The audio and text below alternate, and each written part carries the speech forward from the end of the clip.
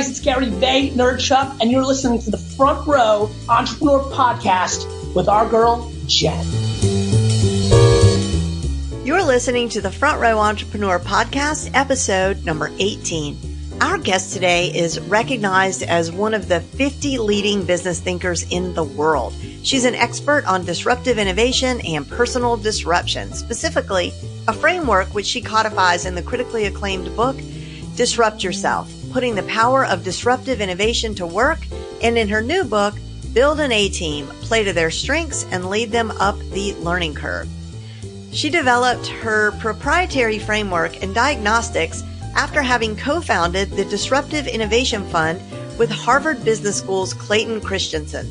This framework is complemented by a deep understanding of how executives create and destroy value, having spent nearly a decade as an institutional investor ranked equity analyst on Wall Street. In addition to her work as a speaker and advisor, she is one of Marshall Goldsmith's original cohort of 25 for the 100 Coaches Project, is a coach for Harvard Business School's executive education program, frequent contributor to the Harvard Business Review, is a LinkedIn influencer, and hosts the daily Disrupt Yourself podcast. I was fortunate enough to be coached by her during the earliest days of my business, and she has been a true mentor to me over the years. Dear listeners, it is such a pleasure to introduce you to Whitney Johnson. Hey, Whitney, welcome to the show. Hi, Jen. I am so happy to be here. All right, Whitney. So on this podcast, we talk to front row people, and front row people are people who believe that life is too short to take a back seat in life or in business. They're people who step up to life's challenges. They don't shrink away. They're all in. And when they see an opportunity, they don't say, why me? They say, why not me?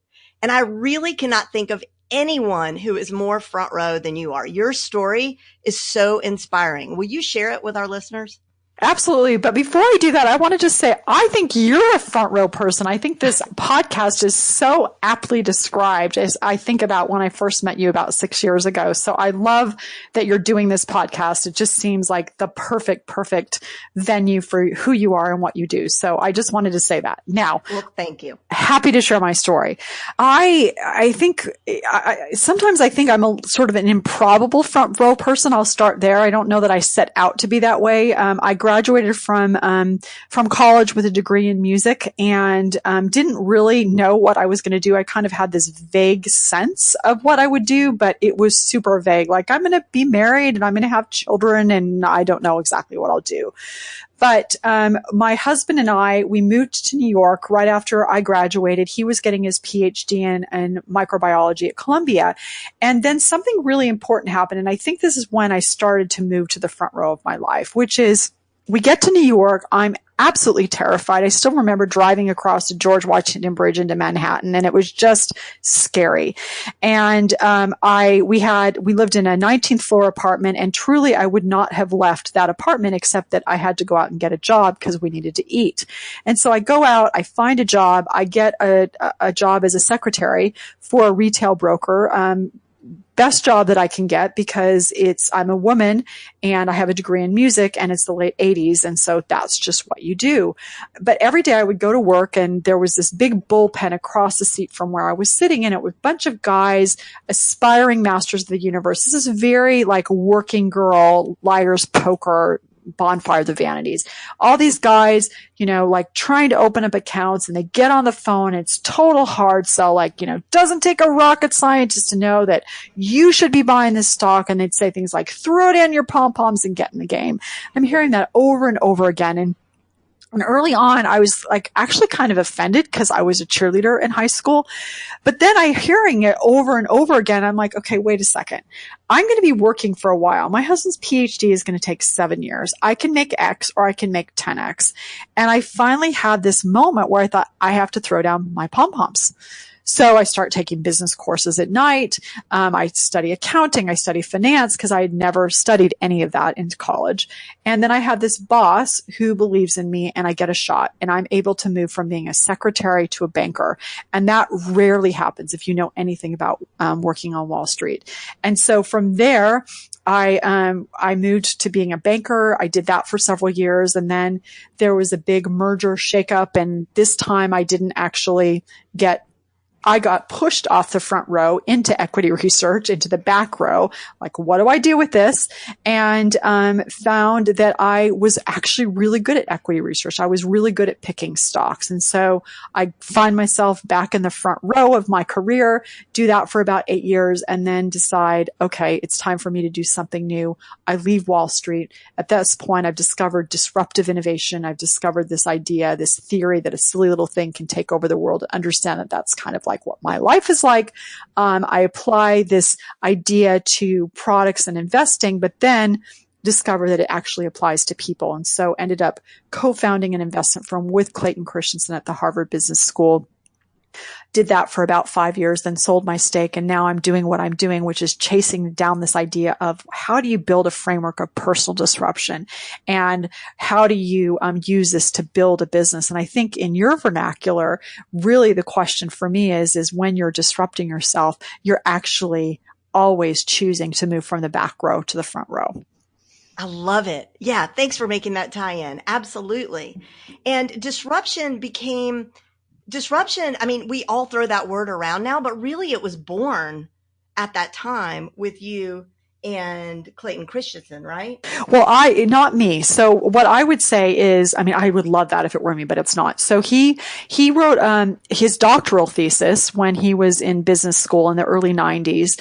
And he codified this theory of disruptive innovation in his book, The Innovator's Dilemma. It's a seminal book where my contribution is this realization that this theory that he was applying to products. And then as we worked together, we were applying to investing, actually applied to people, and that at a very high level, it's a framework for managing change. And so the work that I've done, or the contribution that I'm hoping that I'm making, is by creating a framework of personal disruption that allows you to scale an organization, to build a team, or just manage your career. And so that's the work that I'm doing, is building on the shoulders of him as a giant, who he actually is. He's 6'8", but wow. Really building on the work that he's done. And he's very much my mentor. And it's just been really a privilege to be able to learn from him. And then now I hope contribute and add to his greater body of work through the work I'm doing.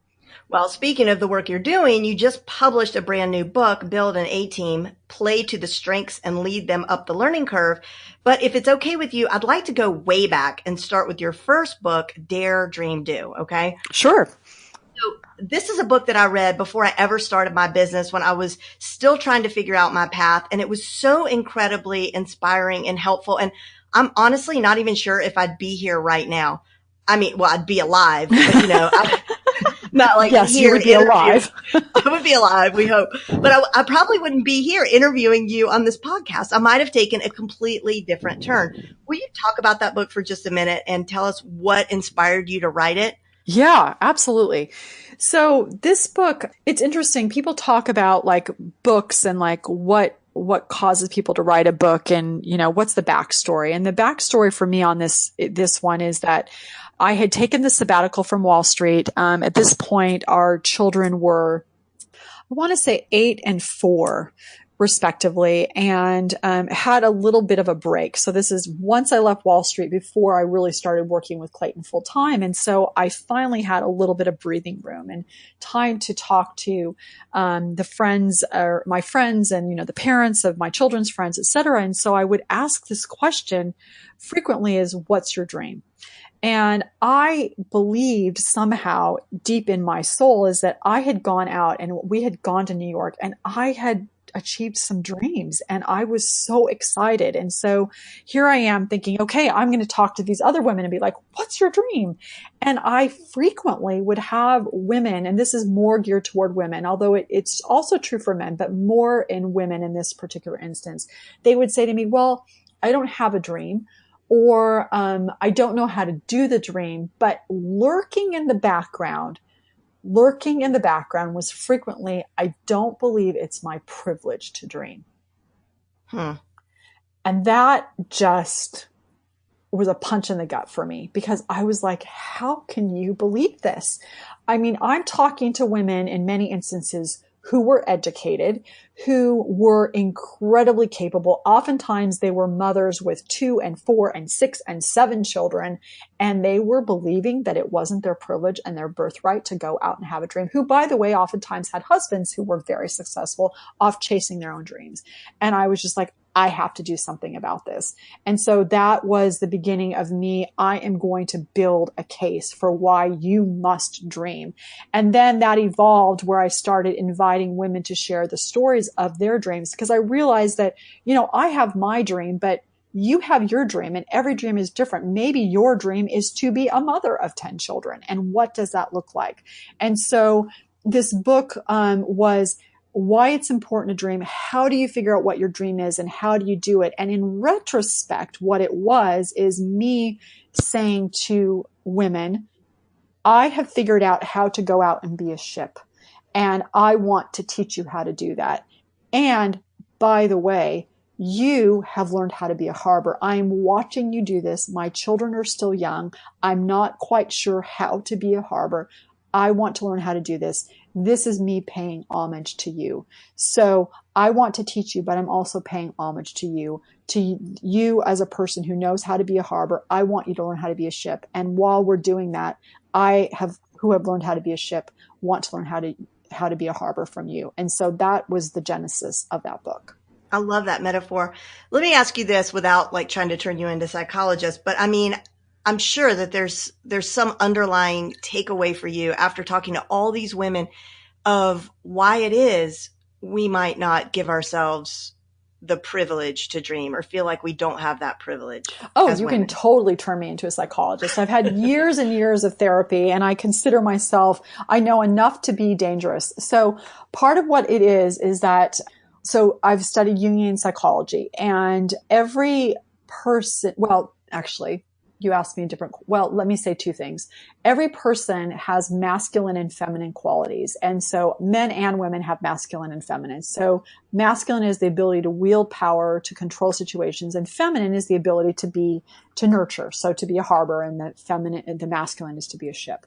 And so in our society, men sort of get pushed to be a ship, and then their challenge is to grow up and figure out how to be a harbor. And oftentimes, being a father, if they're, religious, that tends to give them an opportunity to do that. For example, women tend to be socialized to learn how to be a harbor. And then the question is, how do they go out and learn how to be a ship? The challenge for women is that we have learned from the research there that women are only considered to be feminine in the context of their relationship with someone else, and when they are giving up something for someone else. So they're ceding resources, they're ceding time, they're ceding money, etc. And so then women get put into this double bind, because what it means is that she can only be feminine if she's being a harbor. If she's trying to be a ship, which will require resources pulled from someone or something else for her, then she is suddenly unfeminine. And so for women, we have to solve that double bind. And part of the point of that book was to help women understand what was happening for us psychologically, so that we could then walk through that and move forward. And you use Jungian psychology, use the myth of psyche, et cetera, to help you think through that. And that's part of what you find in that book. It's not academic. It's very, very personal. It's like having a cup of hot chocolate. But those are some of the underlying or sort of ideological underpinnings of that book.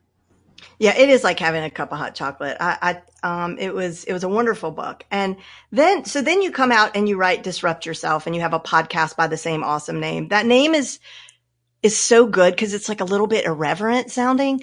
It's just a really good name. Anyway, so you come out and you write this book, Disrupt Yourself, which for me is more of this is a more like brass tacks, how to disrupt yourself.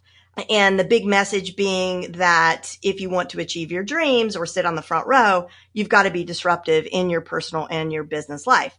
But then the question is, how do you know when it's time to disrupt and get on the front row? Yeah, that's a great question. The idea of disruption is you have to take a step back to slingshot forward. What I would say is, let me give you a little bit of background, or not background, but I want everybody, as you're thinking about this idea of, how do you know when it's time to do something new, is I want you to picture an S in your brain and draw an S, like with your finger. Do it with me as you're listening. And this is an idea of something that I thought through as we were applying this framework of disruption to investing, is that we use this thing called an S curve. It was popularized by E.M. Rogers in 1962. And we used it to help us figure out how quickly an innovation would be adopted. You're at the base of the S, growth is slow. You then reach that knee of that S where growth starts to accelerate. And that's when you get like 10% of a market. And then you get to the 90% or saturation, growth tapers off. And the big aha for me, and what has since become foundational in the work that I do, is that this S curve could help us understand people. That every single person, every time you start a new role, you start a new job, your life in general is one big S. And when you start something new, you're at the base of that S, and growth is going to be slow and you won't know what you're doing. And it's this big jumble of pieces where you have to figure it all out. You know it's going to be a slog, so that helps you not get discouraged.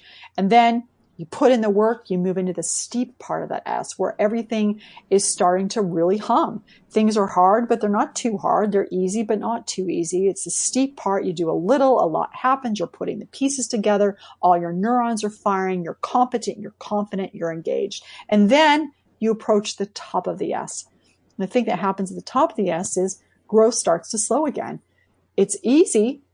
Very easy, but because you're no longer learning, what we know from the neuroscience is you get bored. So to answer your question, how do you know when it's time to do something new? Are you getting bored? Are you finding yourself dialing it in? Are you finding yourself saying, there's got to be more than this? Are you finding yourself saying, everybody's saying, I've got it easy, but I'm feeling kind of cranky. I'm feeling like I need more. That's when you know you're at the top of the S, and it's time for you to disrupt yourself and do something new. It's like a game of chutes and ladders. You start at the bottom, you climb to the top, and then you jump to the bottom of a new ladder. And you do that over and over again. And what we've seen from our research is that on average, you can be on a learning curve for about 4 years before it's time for you to cycle through and do something new. That's really interesting because in all the time, I mostly deal with online businesses, online coaches, people who are trying to build a business online. And it seems to be that usually if people are going to make it, and this is completely unscientific, but the people that are going to stick around in their businesses and their businesses that are going to scale, it's right around year 4. Seems to be like year 3 or year 4. And then people sort of check out after that if it hasn't happened yet. But it's a unique sort of thing because, well, no, it's not unique. But I guess my question is, in online business, when you're trying to grow this audience, because it's all about really the size and relevance of your audience, it can take a while. And it's very, very discouraging for people. And they're getting like 1,000 different messages from at least as many people. And so how do they know, like, whether they need to push through and keep going, like they're bored because they're just sick of yet another webinar where nobody shows up, or that they should keep going? Oh, such a great question, Jen. So there are 2 different questions here. So how do you know when you're at the top of a curve? So everything is actually working, but you know that because you're going to get bored and, bored and complacent people get disrupted, you've got to jump to a new curve. So that's one question that you started to ask. I think the question you're asking now is a slightly different question, which is, you're actually at the low end of the curve. Like you said, no one's showing up to your webinar. And so the question you want to ask yourself, is this even the right curve? Mm-hmm. So if it's the right curve, you're going to hit that 10 to 15% and move in the sweet spot. But what happens when you're at the low end? There are 4 questions that you can ask yourself to find out if you if it's time for you just to persist and keep going, or if it's time for you to consider, how do I tweak this? What do I need to do differently in order for me to find a different curve, or certainly tweak it so that it becomes the right curve? And so here are the 4 questions that you can ask yourself. The first question is, am I playing where no one else is playing? And what do I mean by that?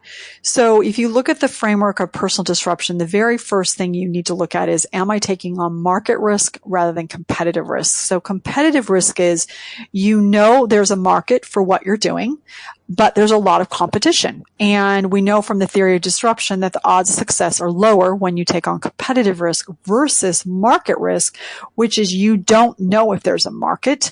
You don't know if there's anybody who's going to want to buy what you're doing, but there's a problem you think you can solve, and it doesn't look like there's anybody playing there. And it feels a lot more risky to you because it's less certain, but it is in fact, according to the theory, less risky. So are you taking a market risk? Are you playing where no one else is playing? Are you solving a problem that other people aren't solving? Now, you've got to make sure that you're looking for a painkiller, not a vitamin, because sometimes we think we're solving a vitamin problem where people need this. They really need this. They're never going to buy the thing they really need. They're going to buy the thing that solves a problem that makes their pain go away around whatever issue it is. So that's question number one. Are you playing where no one else is playing? Question number two is, are you playing to your strengths? We don't value what we do best. So oftentimes we start chasing something that is hard for us to do, something that we want to figure out how to do. I remember a few years ago, we had this really good idea, and it was probably 10 years ago, and it was around photo books, which would have been super awesome, and there was no one playing there. And again, this is 10 years ago. But slight problem, I'm not a photographer. So that doesn't play to my strengths. Now I can go out and learn how to be a photographer, but I barely take pictures every day. So I'm not playing to my strengths. You've got to, if it's going to be the right curve, it is going to be something that leverages what you do uniquely well. And that thing that you do uniquely well is likely something that is so reflexive, you do not value it. So here's how you know what that thing is. You get compliments on it all the time. If you don't know what those compliments are, because you deflect them, start writing down your compliments. You find yourself saying, that's just common sense, getting exasperated. The next time you say, everybody knows how to do this, that is another one of your strengths. And the third thing you can do is, what do you think about when you don't have anything you have to think about, when you don't have to think about anything? If that thing, the curve you're trying to climb, plays to your strengths, then it may be that it's just time for you to persist. If you're trying to chase something that you're actually not good at, then it's probably not the right curve. So that's question number two. Are you playing to your strengths and playing where no one else is playing? Because when you feel strong, you're a lot more confident playing in that place that no one else is. Third question is it hard but not debilitating? So you can go every day and be like, I've got to climb this mountain and this is terrifying, but I am having so much fun. If you are having fun, then it's probably still the right curve. If you find yourself getting sick and you're dreading your work, it's probably wrong curve. Let me give you a quick example. Podcasting. When I first started podcasting 2 years ago, and you may have had this experience, Jen, I started doing it. Wasn't getting a lot of listeners, not a lot of listeners, but you know what? I kind of didn't care because I love interviewing people. It was fun for me. I'm like, you know what? I love doing this. It's interesting. I'm able to do research. So I'm just going to keep going because I love doing it. And there's value in it, regardless of whether or not I've got lots of listeners. So that's a good example of hard, but not debilitating. Question number 4, are you gaining momentum? So for example, on the webinars, if this week, this webinar you did, you only had 10 people, but in the next webinar you had 30. And in the next webinar you had 100. In raw numbers, that's not very much, but from a momentum perspective, that's a big leap. From a percentage perspective, that's a big leap. So playing where no one is playing to your strengths, hard but not debilitating, gaining momentum. If you answer yes to 4 of those questions, or even 3 out of the 4, then you're probably just at the low end of the learning curve and you don't have enough information to know that you should jump. You might be tweaking, but you don't have enough information to know that you should jump. If your answers are pretty much no to all of these, it's probably time for you to look at a new curve. The good news is, and this is the good news, no S curve is ever wasted. There's always going to be something that you have learned from that learning curve that you are on currently when you jump to a new learning curve. So that was a long answer, but I'm hoping it was specific enough that it will be helpful to people. I think it was very helpful. And I want to revisit or just comment on the play to your strengths, because I think that it's funny how hard it is I think what we do is if something comes easy to us, we assume it comes easy to everyone, Right. because we only have the benefit of our own lens. So we feel like, we're stating the obvious or something like that. And I think that it's really hard to be able to look at something, to zoom out and look at yourself that way. It is really hard. And one of the things that for your listeners, your audience, I would say is that's why listening to compliments becomes really important because again, we deflect them. And so I would issue, an invitation to all of your listeners is for the next couple of days, every time any compliment comes in, instead of just brushing it off, which we do almost within seconds, like we don't even remember what the compliment is pull out your phone and write it down on your phone. And then over, the subsequent week, be like, that's interesting. So these people are giving me these compliments completely unsolicited. They're telling me that that's my superpower. And it can be anything. It could be that you have nice eyes. Like, it doesn't matter what it is. It's going to be your superpower. And so then the question is, and the reason I said nice eyes is, if someone tells you have nice eyes, then you should probably be doing sales calls in person, not on the phone, right? Because then it doesn't do you any good.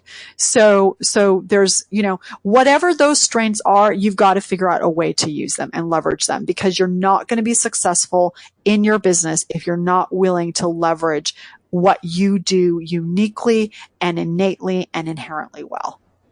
Okay. Well, I think that's super motivating. And I think some more motivation that came out of that book for me is that you talk about how a lack of money and a lack of experience can actually be to our benefit. Yeah, absolutely. In fact, I'm going to go back to the example, I think, earlier when we were talking about the book Dare, Dream, Do. So, when early on my blog, so this is probably like 2008 maybe. So, oh, wow, is it really that long ago? It's been almost 10 years ago. Anyway, so I decide that I want to get some advertising to get people to come to my blog because, writing about dreams was kind of playing where no one else is playing. It didn't fit into any certain sector. I'm like, I want to buy some advertising. So I bought advertising on Design Mom. And I don't know if you know that blog, but I bought some advertising there. I'm like, okay, well, I'm going to buy advertising, then I got to have more content. And right now I'm only blogging like twice a week. So I had this constraint of time, and I thought, all right, well, I'm going to invite women to write guest essays to basically share the stories of their dreams, and not just women, also men too, but mostly women. And so my constraint of not having time, but having bought this advertising turned into having women write these beautiful essays about what they were dreaming of doing. And those essays are really fundamental to the book Dare, Dream, Do. And they made that book so much richer because it was not the story of my dream, but the story of 50 different people's dreams. And so everybody who reads that book could find themselves there. And so that was a great example, or is a great example, of turning your constraint, my lack of time, into a tool of creation by having all of a sudden all these wonderful essays and stories that made the argument of that book much, much more compelling. Ah, I love it. And, and now people do that, but I think you were one of the first people to do that, like Gretchen, who wrote the Happiness Rubin. Project. Gretchen Rubin. So she did that, but you did it way before she did. That's a great example. Okay, so I would say that your 3 books actually are kind of like an entrepreneurship. I mean, you could say business, but I'm going to say an entrepreneurship kit. Because let's say the first one is about the dream. The second one is about like disrupting yourself and chasing down the dream and making it happen and executing. Your third book now is bringing all that to a business. So now you've got a thing that maybe you've scaled. And so build an A team, play to their strengths and lead them up the learning curve is going to be, so most of my listeners are probably going to be looking at this more from a solopreneur, very small business perspective. They're working with small teams, virtual teams. Okay. And so I'm wondering, that's helpful. Yeah, we can. Yeah, it applies. So let me talk about the basic premise of it. And then, so here you are and you're like, okay, I want to build a business and I've got maybe 2 or 3 people working for me. And the way that build an A team applies is I talked about the learning curve earlier. So two things. Number one is that you optimize for innovation by having people at different points along the learning curve. But I think the way it really applies to a solopreneur or someone who's working with 3 or 4 people, even if they're, 1099, so they're not all full time, is to recognize that everybody you work with is on a learning curve, including you. And so the question becomes is how do you make sure that every single person you hire, ideally you'll hire some people at the low end of the learning curve, but when you're a solopreneur or, small group, you're going to tend to be hiring freelancers who you want to be at the top of the curve because you're hiring them for their expertise and you're good. You want them to do one specific thing and they're done. The thing that you'll find though is like, for example, I have a woman who I work with who does a lot of writing and she's a great writer. And she worked with me, did a lot of editing on my book, Build an A-Team. Well, by the time the book was over, she's like, Whitney, I am so sick of writing about learning curves. I am just sick of it. And I was like, okay, well, can you edit this one thing? And she's like, Whitney, I'm at the top of my curve. I'm like, okay, so what do I do here, right? Because she's a great writer. I want to continue to work with her. But if I keep just giving her top of the curve stuff, she's not going to want to work with me anymore. I have to figure out a way to allow her to go back to the low end of the learning curve. So what was that signal for me? It meant and has meant and is meaning in real time. I have to start bringing 1 or 2 people along that can be at the low end of the learning curve for whom it will be exciting to write about building an A-team because it's brand new to them. They're very, very new to the process. And then at the same time, give this other woman, her name is Heather, an opportunity to work on projects and write about things that are new to her, do research around, what we might do for our next book, etc. And so for the people who are listening to this, I think this is a great example of how you can apply this is if you find people who are really good, how do you make sure that they want to continue working for you? They're going to get bored if it's only at the top of the curve. So there are ways and things that you might need to do in order to continue to have them be excited and give them new projects. Yeah, I love it. I actually have a small mini course that's how to hire and train and work with your first virtual assistant before you think you need one. And it really is a challenge because a lot of this work is kind of mundane, right? It's kind of monotonous, but I found some like fun tricks to do what you're talking about. I mean, if it's only like giving them, buying an online course, like what do you want to learn? And then buying them an online course, they learn it, they become experts in that. It sort of builds up their own resume for later. But then I also get to benefit from that expertise in my own business, and I don't have to learn it myself, more importantly. And also like I have an outstanding, person who works with me and she's in the Philippines and we're working on her visa now to come with me to social media marketing world. And so she's thrilled to death. And so that's she fantastic. Feels more like a partner than, and that's a great example of being willing to lead them up the learning curve is making it possible for her to have other opportunities. Awesome. Okay. Now what we're going to do is because these questions don't really fit anywhere else. So we're just going to call it kind of rapid fire. Okay. If you could go back in time and tell the 20-year-old Whitney something, what would you say? I would say, don't be so afraid. It will be okay. I think that I just was so afraid. And, I guess, so that would be the thing that I would say. The irony of all that is that the work that I now do is really, I want people to understand that in order for us to be happy, we have to be willing to change, and we're all terrified of change. And so the work I do is to try to make it safe for people to change, whether you're an individual or an organization. But I would love to be able to just tell my 20-year-old self, it's going to be okay. Like you can figure this out and you will be okay. Yeah, there's so much truth the older I get in that quote that youth is wasted on the young, because we become so much become so much more fearless as we get older, and we care less about the minutia, but I guess you just have to live it to get to that point.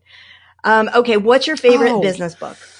My favorite business book. I would say, one, obviously The Innovator's Dilemma by Clayton Christensen. I think that's been the most, formative for me. A book that I really loved, I'm going to give you two. One is, actually, I'm going to give you that I've recently been reading. I can't do favorite. But I really loved The Excellence Dividend by Tom Peters. And then I'm going to give you two books by women because I don't want to just talk about books by men. I really loved Growth IQ by Tiffany Bova. It's excellent, and I think it will be very useful for your particular audience.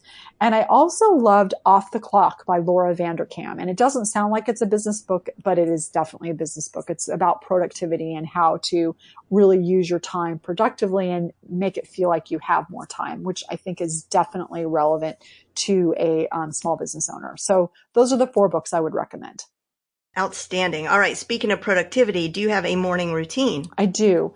It's a little bit difficult because, I travel all the time for work. But there are a few things that I do every single morning, whether I get up at 4 a.m., whether I get up at 6 a.m. I pull out my phone, and I plug in my headphones and I listen to scripture. I listen to scripture first. I then listen to a motivational, inspirational talk that has a religious or gospel study base because I'm a very devout Christian. And then after that, I'll listen to something that might be motivational. Like, I'm listening to a course right now called Lead the Field from Bob Proctor. So those are three things that I'll do immediately, oftentimes before I even get out of bed. Then I'll meditate. I use the Headspace app. So that's like my first hour. And then I've been doing, like 10 push-ups every day. And I've gotten to the point that I can now do 10 push-ups. I started like doing them on the counter, but I was like, I'm going to do 10 push-ups every day. And now I can actually do 10. In fact, yesterday I was speaking somewhere. It was a really small group and they're like, yeah, sure. They made me in the middle of our conversation get on the floor and do the 10 push-ups. And I did it. Well, happy to report. When I run into you, I'm totally going to ask you to please get down and give me 10. Yeah, exactly. But then it'll be 20. Exactly. Oh yeah, maybe I need to up it. But those are things I would say I do basically without fail every day. And can I tell you, like, push-ups, there was this woman one time at a wedding I'll never forget, and she was easily in her 50s. And I was like, how'd you get those guns? I mean, she had these incredible biceps. And she said, I do 15 push-ups every morning. As soon as first thing when I get out of bed, I do 15 push-ups. And she said that's all she did. So I'm a believer in the push-ups. I also love the Headspace app. Okay. What excites you about the times that we're living in right now? Oh, there is so much opportunity. There's so much opportunity. I'm a big believer in the law of physics of that for every action, there's an equal and opposite reaction, which means that there are a lot of really difficult things happening. But because of that law of physics, it means there's a lot of amazing and wonderful, wonderful things happen. And so I get excited about, just the other day I was out at Singularity University and they were talking about how within a not too distant future, we're going to all have avatars. Like I could have an avatar that if I had to, I could on this podcast have the avatar do the podcast. I mean, that's probably going a little far, maybe, but like on my computer, I could have, an avatar that talks to people and answer questions. Like that's so exciting that there's going to be that much learning taking place that can happen. So we literally will be able to clone ourselves at least to a slight degree. And that is really exciting. Listen, you said you had me at Singularity University. I almost fell off of my chair. I want to go there so badly. And, several years ago, I worked on a project with my son who at the time was in 5th grade, and we emailed Ray Kurzweil, the father of this. Oh, I loved that book. Movement. Yeah. And he totally corresponded with us for a long time. And he sent me a manuscript that he's to date never published that he signed for his child. But yeah, and the documentary that they did, it was really amazing. I can't remember the name of it. Wow. Is it called Singularity? I haven't seen it. I've read his book, The Singularity is Near, which I think he has another book coming out or a 10-year edition or something coming out in the not too distant future. So that should be really good. Yeah, he's an amazing guy. Okay. The other thing, kind of like really way out on left field, but you're a LinkedIn influencer, but more importantly, you are a LinkedIn rock star. And I actually show you as an example to my students on a regular basis of the smart way to use LinkedIn. I especially love what you've been doing with video. So you will talk about a book and you'll bring one thing out of the book and you'll talk for maybe 2 minutes. It's not highly produced, but it's produced enough so that it looks quality and professional. Do you have any tips or anything you want to share about how using LinkedIn has benefited you, if it has? Yeah, that's a really good question. So first of all, thank you. The way I use LinkedIn, it's mostly, and you're reminding me that I need to go on there and have some conversations with people. I would say that I use it to be able to be connected with people, to stay in touch with people. So it's become basically my virtual Rolodex. So that's one way I use it. Another way I use it is that it's become my resume. I mean, your website's your resume, but I think also your LinkedIn profile is very much your resume. And then another way I use it is to be able to communicate with people and have conversations. I found that the long form pieces, people aren't really responding to at this point. It's much more the short form conversations. And you reminded me that I haven't talked about a book recently, so I need to do that. But that's really, it's an online Rolodex. It's a way to stay in touch with people. It's a way to have conversation, and it's also basically a virtual version of your resume. So those are all different ways to use it. What I will say is I find, and I don't know if other people that are listening find this, is that I can tell when people are kind of roboting me in terms of to LinkedIn profile, but when people write a genuine note, and it doesn't even have to be long, like 3 sentences of like, I want to connect for this reason because I read this that you did, or this is interesting. Every single time I connect. It only takes like 3 sentences of genuine interest in another person's work, and they're almost always going to connect, at least in my experience. That's a great tip. So Whitney, thank you so much for joining us today. And listeners, if you want to learn more about Whitney, head over to whitneyjohnson.com. She's got loads of goodies over there. You can check out her podcast, Disrupt Yourself. You can Disrupt Yourself. You can find that anywhere you get your podcasts. And this has been incredible, Whitney. Thank you so much. Thank you, Jen. It has been a lot of fun. I really appreciate your having me. I hope you enjoyed this episode as much as I did. For all the show notes and the books that Whitney mentioned and a link to her website, head over to jenlehner.com/18. You need to spell out the word 18. And also remember that the Front Row Entrepreneur podcast is brought to you by my free online community for entrepreneurs called the Front Row. If you'd like to join us, just head over to frontrowclassroom.com, and I look forward to seeing you there. See you next time.